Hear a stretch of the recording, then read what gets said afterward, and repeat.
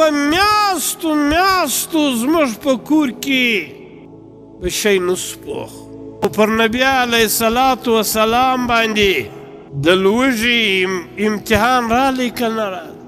بیبي عایشه رضی الله تعالی عنها فرمایي چې زما په 23 کاله کې د نبي علیه الصلاة وسلام 3 ورځې پرله پسې نه پات کېږي چې د دې ډوډۍ خوړلي.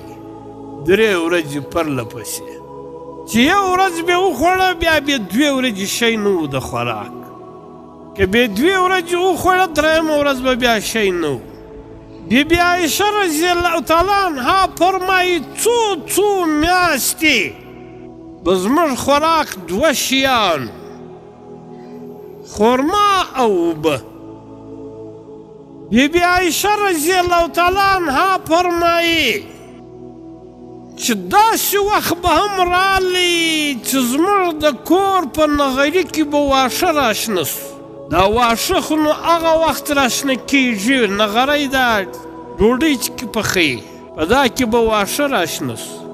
د دې خو معنا دا ده چې په میاشتو هم په نغري کې اور نشي بل، ولې که په هفته کې یو ورځ هم په دا نغري کې اور بل شي په دا کې واښه نه پاتېږي، سوځل کېږي.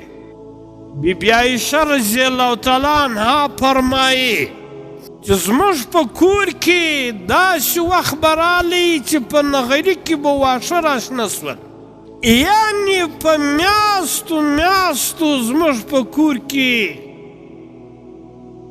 به شی نس پوخ.